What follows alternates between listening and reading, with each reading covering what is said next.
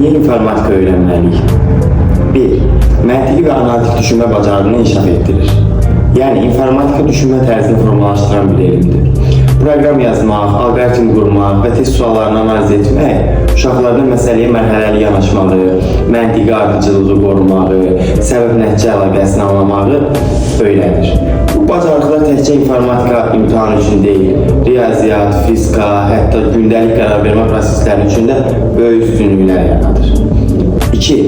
Problem həll etmə və analiz etmə qabiliyyətini gücləndirir. İnformatika fənnində hər bir məsələ mini bir problem kimidir. Məsələn, bir alqoritm tapşırığında tələb olunur ki, problemi hissələrə böl, analiz et və ən sadə yolla həll et. Bu proses şagirdlərdə analitik yanaşma, səbir, kritik düşünmə vərdişlərini formalaşdıracaq. Abituriyentlər üçün bu xüsusilə vacibdir, çünki imtahan sualları məhz bu düşüncə tərzini qiymətləndirir. 3. Gələcək ixtisaslara və peşələrə möhkəm baza yaradır. İnformatika gələcəyin ən tələb olunan sahələrinin əsasını təşkil edir. Proqramlaşdırma, süni intellekt, kiber təhlükəsizlik, data analitikası, robotexnika, bütün bu istiqamətlərin başlanğıcı informatika dərsləridir. Bu fənni erkən yaşda və sistemli şəkildə öyrənmək, gənclərə rəqəmsal dünyada düşünməyi və yaradıcılıqla texnologiyanı birləşdirməyi öyrədir.